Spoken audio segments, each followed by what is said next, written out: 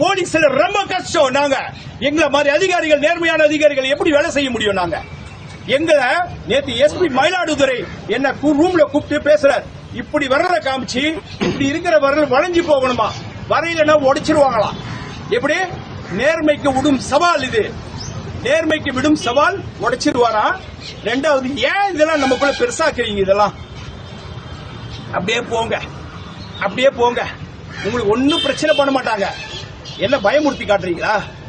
பண்ணுங்க, எவ்வளவுதான் பண்ண முடியுமோ பண்ணுங்க.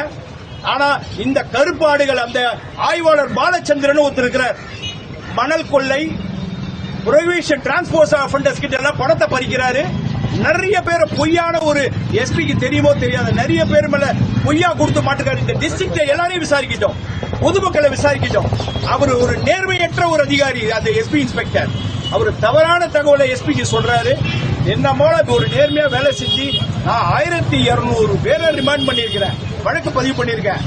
700 பேரை ரிமாண்ட் பண்ணிருக்கிறேன். எங்களை மாதிரி அதிகாரிகளை ஒரு இது பண்ணி ஆகணும்னா எப்படி பண்ணணும்? நேர்மையா வேலை வாங்கணும்.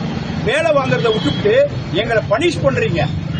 ஒரு தவறான ஒரு போடாதீங்க பிரச்சனை சொல்லி, அப்போ உங்களுக்கு இந்த நியூஸ் எப்படி வந்தாலும் சரி, அது தவறா?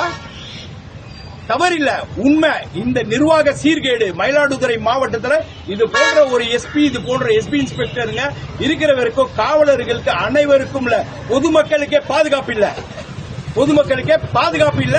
இந்த 2 அதிகாரிகள் உடனடியாக மாற்றப்படணும். நான் சஸ்பெண்ட் ஆனாலும் பரவாயில்ல, மக்கள் விழிப்புணர்வோடு இருக்கணும். ஆனா நான் ஒன்னு சொல்றேன், இப்போ கடைசியா ஒன்னு சொல்லியிருக்கேன். இந்த அரசை நெருக்கடி ஆக்கிறதுக்கு காரணமே உயர் அதிகாரிகள் தான், கீழ்ப்பணிபுரியும் அதிகாரிகள் கிடையாது.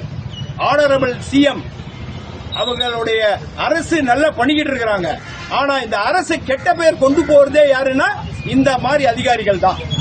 இந்த மாதிரி அதிகாரிகள், அந்த ஆனரபிள் சிஎம் அவங்களுக்கு எல்லாம் தெரியுமா தெரியாதா தெரியல. மனித உரிமை ஆணையத்தில் நாங்க வேலை செஞ்சது எங்களை பழி வாங்குறாங்க, இப்பயும் பழி வாங்குறாங்க. நான் 20 பெட்டிஷன் கொடுத்துட்டேன், என்ன சென்னைக்கு மாற்றுதல் பண்ணுங்க, என்னால இங்க வேலை செய்ய முடியல, என்ன talk ஸ்குவாட்ல போடுங்கன்ற. I am capable of doing law and order work, but I am requesting to post me to the dog squad. But these officers not even hearing me. They are torturing me to the court. Let it be. I am totally dejected. இந்த police department, இந்த அதிகாரிகள் பண்ற மன உளைச்சல் நெருக்கடியாகி தான் இன்னைக்கு இங்க சொல்ல வேண்டிய நிர்பந்தத்துக்கு தள்ளப்பட்டதே அவர்கள் தான். நான் நடந்து ஒரு உதாரணம் உங்களுக்கு எல்லாரும் முன்னாடியே ஒன்று வைக்கிறேன். நான் நடந்து போறதுக்கு காரணம் யாரு? நான் எனக்கு பைத்தியக்காரன். நான் வண்டியில இருக்குது, எனக்கு வண்டியில போவேனா இல்ல நான் நடந்து போவேனா? உங்ககிட்டயே இந்த கேள்வியை விட்டுறேன். வண்டியை புடுங்குது இல்லாம நேர்மையற்று கேட்டா இந்த ஏசியை சொல்றாங்க. மேல ஒரு ஏசி இருக்கு, இதை லஞ்சத்துல வாங்கியிருக்கேன். லஞ்சத்துல வாங்கின சொன்னா தூக்கு போட்டு செத்துருவீங்க. தூக்கு போட்டுக்கிறேன், இதே இடத்துல தூக்கு போட்டுக்கிறேன். யாராவது லஞ்சத்துல வாங்கன்னு சொன்னா, நான் லஞ்சம் வாங்கினேன், எவங்கிட்ட கையூட்டு வாங்கினு சொன்னா இதே இடத்துல தொங்கி போட்டு தூக்கு போட்டுக்கிறேன். என் போலீஸ் எல்லாம் விசாரிங்க, எல்லாரையும் விசாரிங்க. நேர்மையான வேலை செஞ்சுட்டு இருக்கிறேன். இது ஒரு உதவி ஆய்வாளர், இங்க நான் கஷ்டப்படுறதுனால எனக்கு ஐயா இது இருக்கட்டும் இந்த ரூம்ல கொடுத்தாரு. விசாரிங்க, மிரட்டி காட்டுறீங்க என்ன? இது மாதிரிலாம் நீங்க கொள்ளடிக்கிறீங்க, நீங்க எல்லாம் ரகலை பண்றீங்க, நீங்க உங்களுக்கு பணம் கொடுக்கலன்றதுக்காக இவ்வளவு பிரச்சனை பண்றீங்க என்ன? என்ன மாதிரி எவ்வளவு அதிகாரிகள் மன குமுறலோட இருக்கிறாங்க. இதுவே கடைசியா இருக்கட்டும். என்ன நீங்க சஸ்பெண்ட் பண்ணிக்கங்க, என்ன வேணா பண்ணிக்கங்க. I am least bothered because உண்மை ஜெயிக்கும் நான் நினைக்கிறேன். ஆனரபிள் சிஎம் அவங்க இதை உண்மையிலே எடுத்துக்கிட்டு இந்த மாதிரி அதிகாரிகளை தண்டிக்கணும். எங்களை மாதிரி அதிகாரிகளை தண்டிக்கிறதுனா தவறுது. என்ன காரணம்? உண்மையா நாங்க வேற வழி இல்ல, எங்களோட உயர் அதிகாரி கிட்ட சொல்ல முடியல, நம்ப முடியல. என்ன கேள்வி கேட்பீங்க தெரியுமா? ஏன் டிஐஜி கிட்ட சொல்லக்கூடாதா? ஏன் ஐஜி கிட்ட சொல்லக்கூடாதா? ஏடிஜி கிட்ட சொல்லக்கூடாது? எல்லாருக்கும் தெரியும், யாரும் நடவடிக்கை எடுக்கல.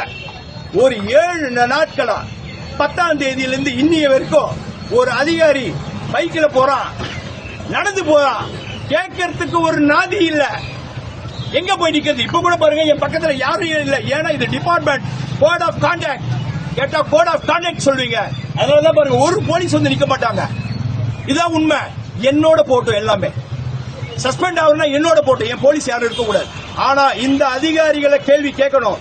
Senthil Velan IPS, Davidson ADG law and order, SP Stalin, Balachandar, இந்த 4 பேரையும் நிக்க வச்சு கேட்கல, எனக்கு என்ன ஆகுனே எனக்கு தெரியாது.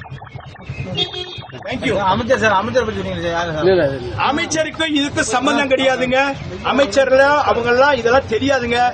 இவங்க சின்சா அடிக்கிறதுக்கு வண்டி கேக்குறாங்க. There is no protocol. There is no protocol in giving this vehicle. Convoy அவங்களுக்குன்னு தனி வரும்.